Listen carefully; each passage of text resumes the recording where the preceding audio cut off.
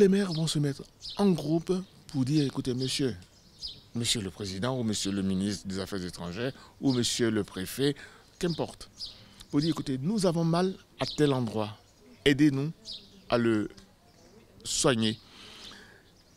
Une fois que cette assemblée constituante est réglée, peut-être même que les Nations Unies n'auraient plus à intervenir, parce que même le président de l'Union des maires va se dire, attendez, ils sont 1000 maires derrière, 1000 maires qui me demandent ça, mais il va falloir que je règle ce problème.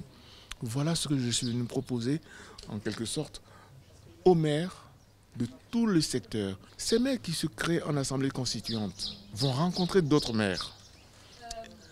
Ça se fera à partir d'échanges.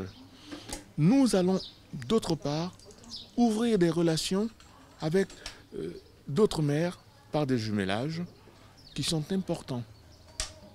Nous sommes d'accord? C'est ce que je suis venu proposer aux maires.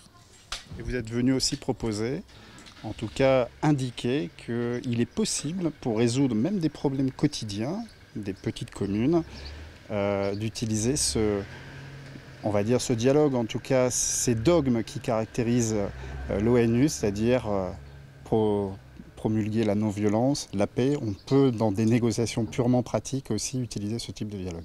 Mais vous savez, je dis toujours, nous méritons la paix.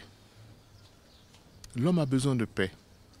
La commune est un peu comme l'enfant africain noir. Dès sa naissance, il est adulte. On ne le néglige pas. Il reste rattaché à la doctrine. C'est le nom qu'il porte. Il est beau. C'est le summum de la vie.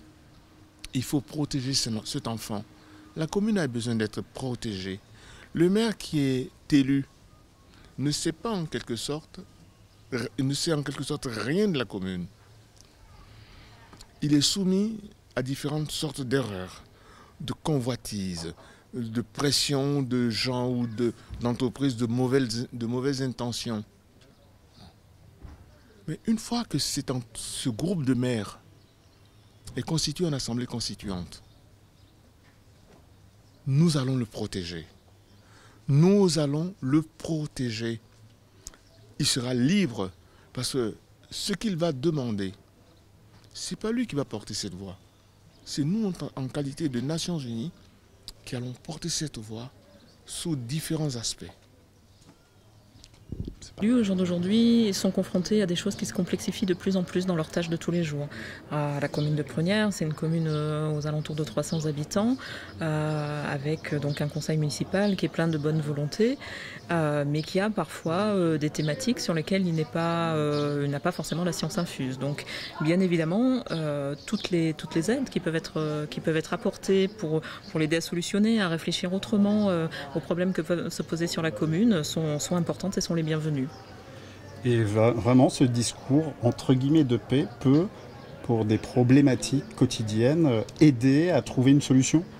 Alors moi je le retransposerai sur le fait que un élu il est aussi garant pour sa population d'une certaine sécurité, d'un certain bien vivre ensemble sur une commune, sur un territoire, et donc je le remettrai dans ce cadre-là. Je pense qu'on peut aussi être tous confrontés, notamment quand on est des communes touristiques avec un afflux de population très important pendant certaines périodes, à des situations auxquelles on n'a pas l'habitude, auxquelles on peut avoir besoin d'aide aussi, et donc dans ce sens-là ça me paraît aller aussi dans le bon sens.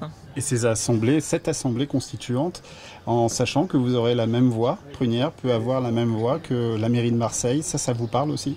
Alors ça me paraît très important. C'est-à-dire qu'aujourd'hui, on est souvent dans une logique où certains territoires ou certaines communes ont plus de poids, plus d'importance parce que plus de moyens. Moi, je crois surtout qu'elles ont plus d'importance parce qu'elles savent mieux se montrer, elles savent mieux se mobiliser parfois. Et que pour des petites communes avec peu de salariés, notamment au niveau de la commune pour traiter des dossiers, c'est plus difficile. Donc là, effectivement, avoir la même voix, le même poids que la commune de Marseille, de Paris ou Saint-Rémy-de-Provence ou une petite commune comme Prunières, ça me paraît effectivement être tout à fait important.